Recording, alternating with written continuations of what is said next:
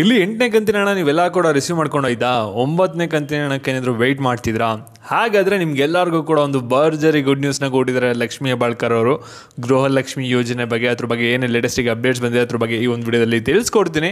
ಅದಕ್ಕಿಂತ ಮುಂಚೆ ಯಾರು ಚಾನಲ್ ಸಬ್ಸ್ಕ್ರೈಬ್ ಮಾಡ್ಕೊಂಡ್ರಲ್ಲ, ಪ್ರತಿಯೊಬ್ಬರು ಕೂಡ ಕೆಳಗಡೆ ಸಬ್ಸ್ಕ್ರೈಬ್ ಮಾಡೋಣ ಅಂತ ಕಾಣ್ತಾ ಇರುತ್ತೆ, ಅದನ್ನ ಕ್ಲಿಕ್ ಮಾಡಿ ಸಬ್ಸ್ಕ್ರೈಬ್ ಮಾಡ್ಕೊಳ್ಳಿ. ಹಾಗೆ ಪ್ರತಿಯೊಬ್ಬರು ಕೂಡ ವಿಡಿಯೋಗೊಂದು ಲೈಕ್ ಕೊಡಿ. ಯಾಕಂದರೆ ಕೂಡ ಒಂದೇ ಒಂದು ಲೈಕ್, ಒಂದು ಸಬ್ಸ್ಕ್ರೈಬಿಂದ ನಿಮ್ಗೆ ಇದೇ ರೀತಿ ಕಂಟಿನ್ಯೂಸ್ ಆಗಿ ಅಪ್ಡೇಟ್ಸ್ನ ನೀಡ್ತಾ ಇರ್ಬೋದಾಗಿರುತ್ತೆ. ಇಲ್ಲಿ ನೋಡಿ, ಗೃಹಲಕ್ಷ್ಮಿ ಯೋಜನೆ ಅಡಿ ನೀವೆಲ್ಲರೂ ಕೂಡ ಪ್ರತಿ ತಿಂಗಳು ಕೂಡ 2,200 ರೂಪಾಯಿನ ಪಡ್ಕೋತಾ ಇರಾ. ಇದುವರೆಗೂ ಕೂಡ ಆಗಲಿ ಎಷ್ಟೊಂದು ಜನ 8ನೇ ಕಂತಿನ ಹಣ ರಿಸೀವ್ ಮಾಡ್ಕೊಂಡಿದ್ದಾರೆ. ಒಂದಷ್ಟು ಜನ ಹೋದ ತಿಂಗಳೇ ರಿಸೀವ್ ಮಾಡ್ಕೊಂಡ್ರು 8ನೇ ಕಂತಿನ ಹಣ. ಇನ್ನೊಂದಷ್ಟು ಜನ 10ನೇ ತಾರೀಕು ಆದಮೇಲೆ ನೀವು ಎಷ್ಟೊಂದು ಜನ ರಿಸೀವ್ ಮಾಡ್ಕೊಂಡಿರಾ. ಮತ್ತು ಹೋದ ವಾರ ಮತ್ತು ಈ ವಾರ ಎಷ್ಟೊಂದು ಜನಕ್ಕೆ ಗೃಹಲಕ್ಷ್ಮಿ ಯೋಜನೆದು 8ನೇ ಕಂತಿನ ಹಣ ಬಂದಿದೆ. ಇವಾಗ ನೀವೆಲ್ಲರೂ ಕೂಡ ವೆಯ್ಟ್ ಮಾಡ್ತಾ ಇರೋ 9ನೇ ಕಂತಿನ ಹಣ ಯಾವಾಗ ಬರುತ್ತೆ ಅಂತ. ಇಲ್ಲಿ ನೋಡಿ, 9ನೇ ಕಂತಿನ ಹಣ ಬಂದ್ಬಿಟ್ಟು ಇವಾಗ ಏನಿದೆಯಲ್ಲ, ಏಪ್ರಿಲ್ ತಿಂಗಳಿದೆ 9ನೇ ಕಂತಿನ ಹಣ ಆಗಿರುತ್ತೆ.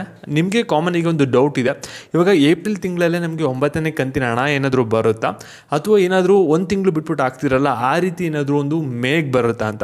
ಇದ್ರ ಬಗ್ಗೆ ಖುದ್ದಾಗಿ ಲಕ್ಷ್ಮೀ ಹೆಬ್ಬಾಳ್ಕರ್ ಅವರ ಒಂದು ಅಪ್ಡೇಟ್ನ ಕೊಟ್ಟಿರೋ, ನಿಮ್ಮ ಡೌಟ್ಸ್ ಎಲ್ಲನೂ ಕೂಡ ಕ್ಲಾರಿಫೈ ಮಾಡಿದರೆ ಅದ್ರ ಬಗ್ಗೆ ನಿಮಗೆ ಈ ಒಂದು ವಿಡಿಯೋದಲ್ಲಿ ಈಗ ತಿಳಿಸ್ಕೊಡ್ತೀನಿ. ಇವಾಗ ಯಾರು ಕೂಡ ವಿಡಿಯೋನ ಸ್ಕಿಪ್ ಮಾಡೋಕೆ ಹೋಗ್ಬೇಡಿ, ಕೊನೆವರೆಗೂ ಕೂಡ ನೋಡಿ. ಅದಕ್ಕಿಂತ ಮುಂಚೆ ಚಾನಲ್ ಸಬ್ಸ್ಕ್ರೈಬ್ ಮಾಡ್ಕೊಂಡ್ರಲ್ಲ, ಸಬ್ಸ್ಕ್ರೈಬ್ ಮಾಡ್ಕೊಬಿಡಿ. ಹಾಗೆ ವಿಡಿಯೋ ಕೂಡ ಒಂದು ಲೈಕ್ ಕೊಡಿ.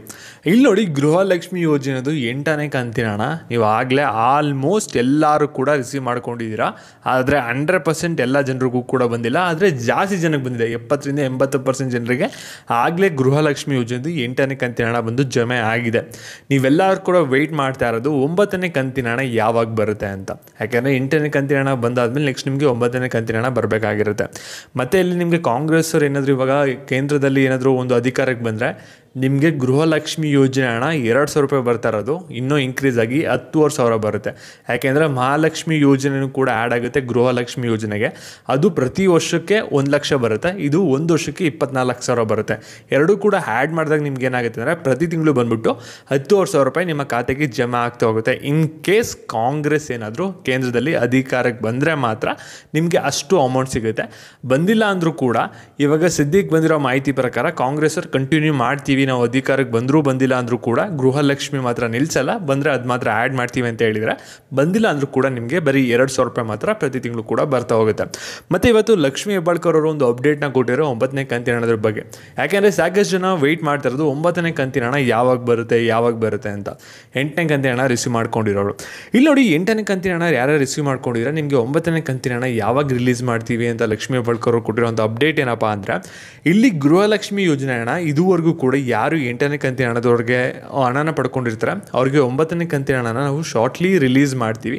ಅದಕ್ಕಿಂತ ಮುಂಚೆ ನಾವೊಂದು ಡೇಟ್ನ ಫಿಕ್ಸ್ ಮಾಡ್ಕೋತೀವಿ. ಯಾಕೆಂದರೆ ಇವಾಗ ಎಲೆಕ್ಷನ್ ಇರೋದ್ರಿಂದ ಕೆಲವು ರೂಲ್ಸ್ ಆ್ಯಂಡ್ ರೆಗ್ಯುಲೇಷನ್ಸ್ ಇರುತ್ತೆ, ಅದಕ್ಕಿಂತ ಮುಂಚೆ ರಿಲೀಸ್ ಮಾಡೋದು ಸ್ವಲ್ಪ ಕಷ್ಟ ಆಗಿದೆ. ಅದರಿಂದ ಎಲೆಕ್ಷನ್ ಆದಮೇಲೆ ಒಂದು ಡೇಟ್ನ ಫಿಕ್ಸ್ ಮಾಡಿಕೊಂಡು ನೆಕ್ಸ್ಟು 9ನೇ ಕಂತಿನ ಹಣ ರಿಲೀಸ್ ಮಾಡ್ತೀವಿ. ಆದರೆ ಶಾರ್ಟ್ಲಿ ವಿತಿನ್ 1 or 2 ವೀಕ್ಸಲ್ಲೇ ಈ ಒಂದು ಪ್ರೋಸೆಸ್ ಎಲ್ಲ ನಡೆಯುತ್ತೆ.